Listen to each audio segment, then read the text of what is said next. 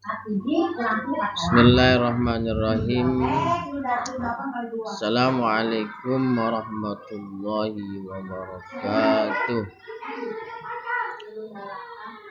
Anak-anak yang Bapak cintai dan yang Bapak banggakan, sebelum pembelajaran dimulai, marilah kita bersama-sama membacakan doa belajar.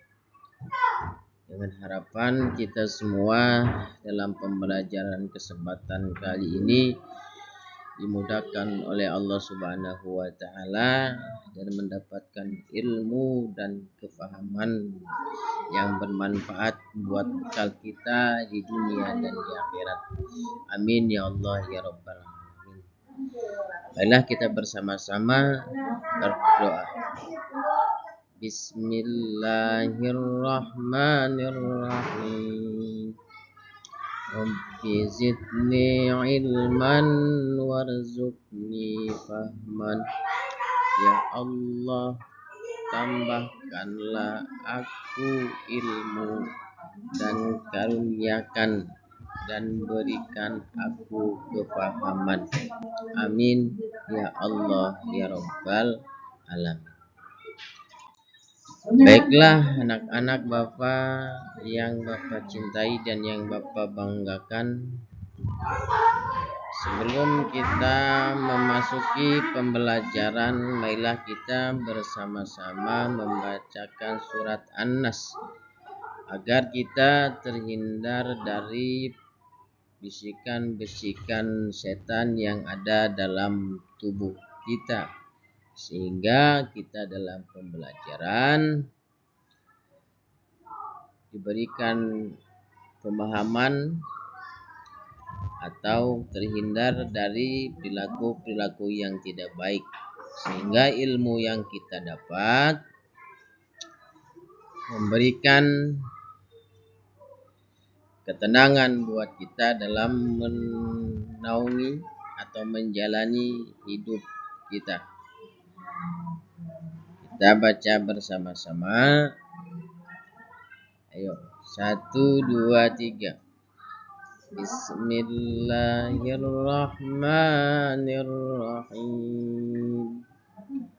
Qul a'udzu birabbin nas, malikin nas, ilahin nas, min syarril waswasil khannas, alladzi yuwaswisu fi sudurin nas, minal jinnati wan nas. Shadaqallahul azim. Lah itulah anak-anak bacaan surat An-Nas dengan baik dan benar, dengan harapan dengan pembacaan Al-Quran surat An-Nas tadi kita diberikan ketenangan, kita diberikan jalan dalam menuntut ilmu, khususnya dalam ilmu pendidikan agama Islam. Selanjutnya pada materi pokok kita akan membahas tentang yaitu wudu. Submaterinya atau materinya yaitu pengertian dan syarat wudu atau tata cara berwudu. Nah, pada tujuan pembelajaran pada kesempatan kali ini, kalian diharapkan dapat menjelaskan pengertian wudu dengan baik dan benar. Kemudian juga kalian diharapkan dapat menganalisis syarat wudu dengan baik dan benar. Dan yang selanjutnya kalian mampu melaksanakan tata cara wudu dengan baik dan benar. Dan kemudian dapat mengamalkan dalam kehidupan sehari-hari. Kemudian juga dapat menjelaskan yaitu bagaimana tata cara wudhu yang baik dan benar. Nah, setelah itu kalian dapat menyimpulkan tata cara wudhu yang tertib dan benar. Nah, di sini ada gambar. Amati oleh kalian gambar tersebut. Tahukah kalian mengapa kita harus berwudu? Nah, sebab wudu itu adalah syarat sahnya kita melakukan ibadah sholat. Sebab tidak sah sholat seseorang ketika tidak melakukan toharoh, bersuci atau berwudu. Nah, wudu, sekarang wudu itu artinya bersuci dengan air. Nah, wudu merupakan salah satu syaratnya sholat. Wudu berarti membasuh sebagian anggota badan berdasarkan tata cara yang ditetapkan dalam Islam. Tujuannya untuk menghilangkan hadas kecil. Seperti mana hadas kecil, anak-anak? Itu seperti kita buang air kecil atau buang air besar, atau juga kita kentut. Nah, dengan berwudu maka kita akan suci. Demikian. Nah, kemudian juga wudu itu ada syaratnya, anak-anak. Ada 5 di sini. Nah, mana syarat wudu ada 5? 1, beragama Islam. Tidak sah kalau seseorang non muslim maka berwudu, sebab harus beragama Islam dulu. Dan yang kedua adalah mumayyiz. Apa mumayyiz itu? Mumayyiz itu dapat membedakan mana yang baik dan mana yang buruk.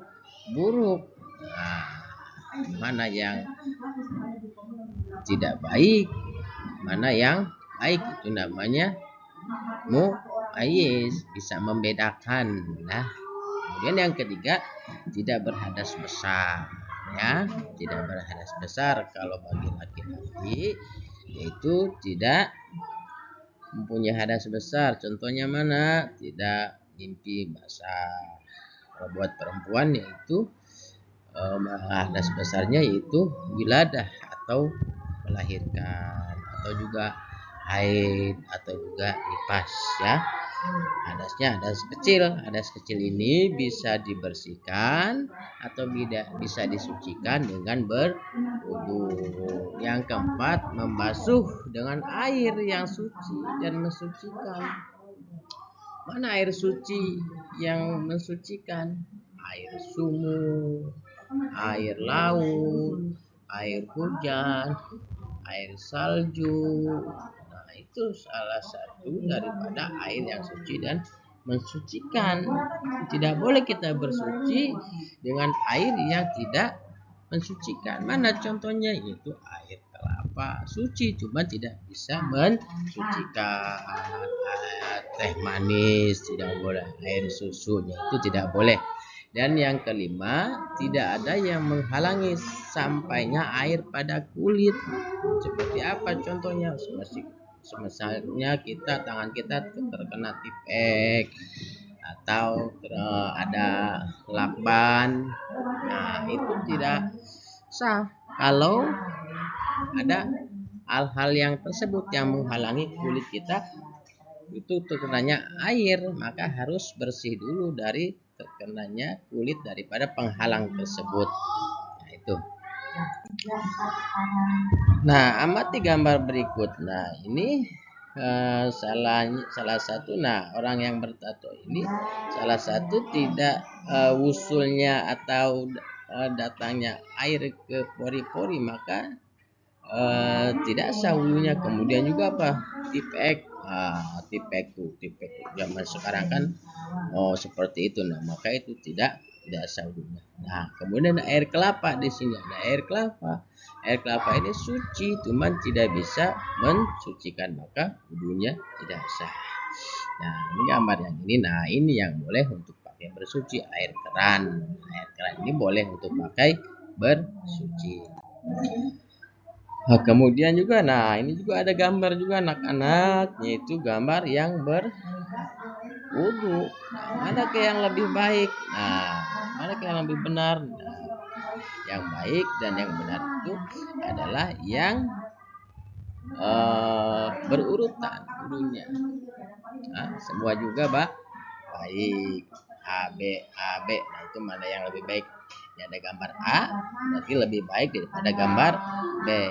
Nah, gambar A mana lebih baik dengan gambar B yang mana? Nah, tinggal kalian pilih aja ya. Nah, itu menurut kalian yang lebih baik. Nah, bagaimana cara melakukan wudhu? Ini ada nyanyiannya. Tepuk berwudhu, baca prok prok prok, baca bismillah, lalu cuci tangan, prok prok prok, kumur basuh hidung, basuh muka, prok prok prok, tangan sampai ke sikut, kepala dan telinga. Tak lupa cuci kaki, lalu doa amin. Selanjutnya, nah tata cara berwudu ada tata caranya supaya wudu kita diterima atau tertib. Yang pertama adalah baca bismillah. Yang kedua, membasuh dua tangan hanya hingga pergelangan tangan sampai siku. Yang ketiga, berkumur-kumur dengan sempurna. Yang keempat, membasuh rongga hidung dengan cara menghirup air ya. Yang kelima, membasuh muka dengan sempurna ya. Sampai tiga kali semuanya juga. Kemudian membasuh dua tangan hingga siku, menyapu atau mengusap kepala atau rambut ya. Kemudian yang kedelapan, mengusap dua daun telinga bagian luar dan dalam. Yang sembilan, membasuh dua kaki sampai mata kaki. Nah, kesimpulannya adalah anak-anak, pada materi wudhu ini adalah bahwasanya wudhu itu syarat sahnya kita untuk melakukan sholat. Itu ya, mudah-mudahan materi pada hari ini, pada siang ini bermanfaat buat kita semua dan kita semua dapat melaksanakannya, sehingga dengan wudhu maka cahaya kita akan menjadi, wajah kita akan menjadi terang nanti pada yaumil kiamah ya. Apalagi kita dawam wudhu ya, setiap mau melakukan apapun, bukan hanya kita melakukan sholat, tapi ke dalam kehidupan sehari-hari kita dawam wudhu. Insyaallah hati kita menjadi tenang, wajah kita kemudian bersinar-sinar. Terima kasih semuanya, sampai bertemu pada pertemuan selanjutnya. Assalamualaikum warahmatullahi wabarakatuh. Cici,